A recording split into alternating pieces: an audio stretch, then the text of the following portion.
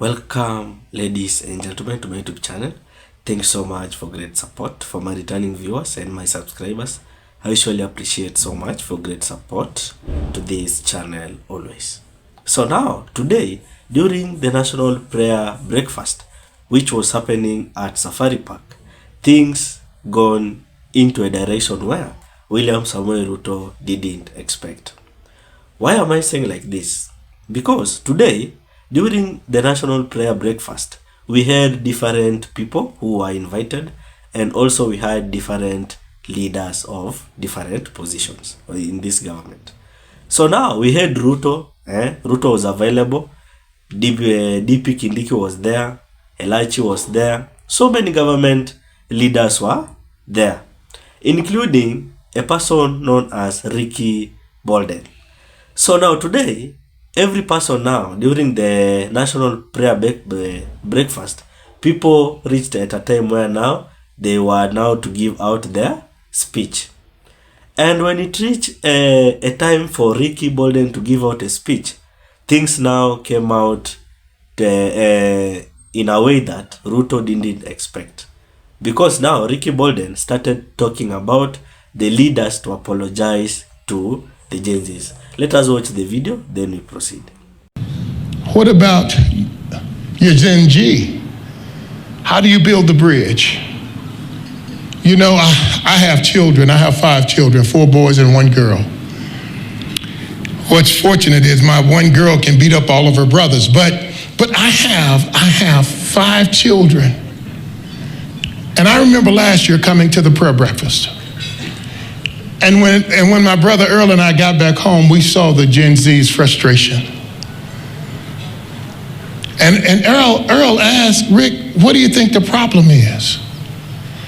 What Gen Z is dying, and I'm talking because I have Gen Zs. They're dying to be loved. They're dying for a seat at the table. They're dying to be respected. And I won't ever forget when my boys were growing up, because sometimes as parents, we want our children to stay children all of their lives. But that's not the case with Gen Zers. Gen Zers have grown up, they've gone to college. Some of our Gen Zers are smarter than we are. I have a daughter, she's a doctor. Whenever I need advice on my health, I don't go to a hospital, I call my daughter. Whenever I want to invest my money, I don't go in and go to a bank, I call my son Caleb. When I need counseling and when I need therapy, no, I don't go to a psychologist, I go to my son Micah. Because all of my children have grown up, and they're no longer children, they're adults. And I had to learn to treat them like adults. And so when they graduated from college,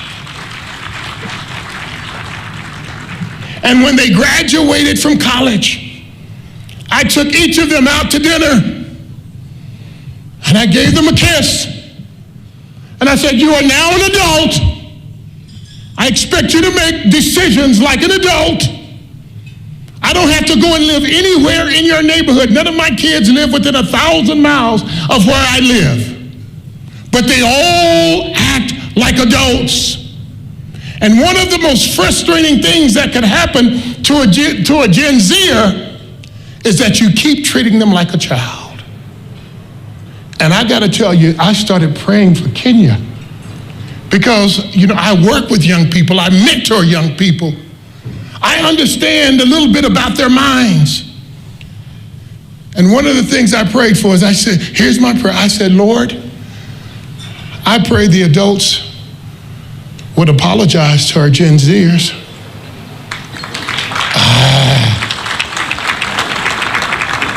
I pray, see, it's like African Americans. We live in America, but a lot of times we don't feel respected. And people ask, why is there always a race issue in America? Yeah, I can tell you why. Because no one's ever apologized. No one's ever said, I'm sorry for the horrific pain that you experienced. They've never done it in our history in this country. And I just want to suggest to you, we're talking about relationships and we're talking about really rebuilding relationships, wouldn't it be beautiful if leaders would stand up and say to our Gen Zs, we had you arrested, and we know that had to be traumatizing, and we're sorry.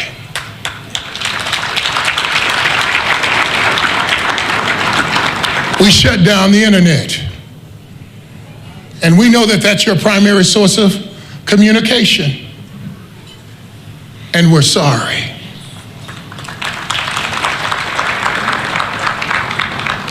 Now we want to bring you to the table so that you can have a voice, because you're no longer a child, you're an adult. And we want to begin to say, how do we begin to treat you like an adult? I won't ever forget the time, and I'm almost done. I won't ever forget the time when a guy gave me permission to be an adult. I was in the NFL, my first year in the NFL. We had a coach he was a German guy by the name of Marty Schottenheimer. And when I got to Cleveland, I would go in, and when I would see the head coach, Marty Schottenheimer, I would say, hey, how are you doing, Coach Schottenheimer? And he looked back at me and he said, I'm doing fine. How are you doing, Player Bolden? And the next day I would see him and I said, well, Coach Schottenheimer. And he would say, okay, Player Bolden. And after about a week, I went to him and I said, why do you keep calling me Player Bolden? He said, Ricky, you're an adult now. You don't have to call me Mr. Schottenheimer. You don't have to call me Coach Schottenheimer. You can refer to me as Marty. That's my name. You are a man now. I expect you to act like a man. And that's what our Gen Zers are crying for. They're crying for the right to be adults, because they are. They've gone to college. They've buying their own house. They're getting married. They're adults. And I want to encourage you even here today, Kenya. I challenge you that when we start talking about rebuilding relationships, then the question is, how do we begin to rebuild the relationships with our Gen Zers? Because they love you, they care for you, they respect you, but they don't feel respected. So now, after I watched the video, the event now of Ricky Bolden talking about the leaders to apologize and respect the Gen Zs, it forced William Samoei Ruto now to come out and apologize. So now the question is, was this apology of William Ruto is a genuine apology, or is just a mockery? Because you can remember, this is the kind of the regime which killed the Gen Zs during the 25th June 2024 protest. And now William Ruto is coming out to say that kama tuliwakosea mahali tunaomba msamaha. So now, meaning that this kind of apology, it is a apology which has two options. It is either a mockery or it is a genuine apology. And even if it is a genuine apology, then another questions come in. Why did they kill the Gen Zs who were protesting peacefully during the 2024 June 25th finance bill protest? Why did they kill the Gen Zs? So that's the question. Even if him coming out to apologize, it doesn't mean anything. That is like a crocodile tears. They have killed, and there's nothing of going back. People have their stand now. The one term will remain a one term, and Ruto must go will remain a Ruto must go. Even if he will be now coming out now to tell us that I am sorry, there's no need of sorry there. You have killed, and nothing else we have to talk about it. Let us watch the video of Ruto talking about the apology and apologizing to the people, then we proceed. But before we watch the video, guys, let us not forget to subscribe. If you're watching this video yet you have not subscribed, take a second, hit the subscription button, and don't forget to ring the bell for the notification. Otherwise, thanks so much for great support. Let's watch the video, then we proceed. And so, ladies and gentlemen, friends,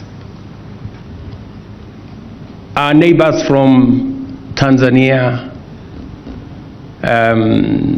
if we have wronged you in any way, forgive us.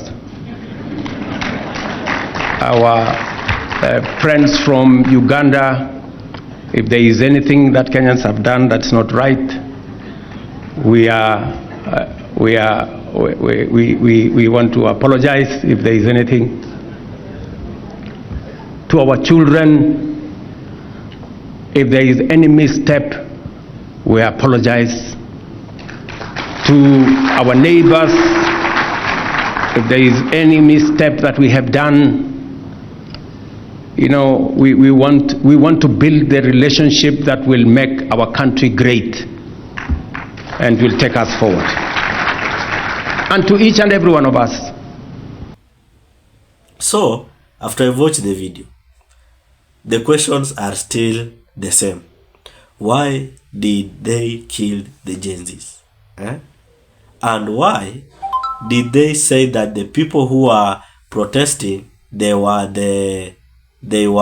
such a people that they were criminals, yet they knew that it was the Gen Zs?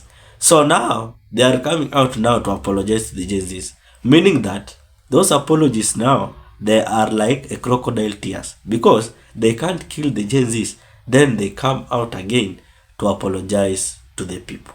So now this government has gone in a direction of now trying to trick some people, because some of the people will just listen this apology and said, okay, yes, he had apologized, no, let us support him. No, we are not supporting William Samoei Ruto, because what this regime of his did to the Gen Zs during the 25th June protest, it is something which have not been forgotten. So now him coming out to apologize, it is a sign that he doesn't care, because during that time Ruto said that there was no one killed and there was no one abducted. So now he's coming out again to apologize. So there's nothing like apologies there. Those are like a crocodile tears.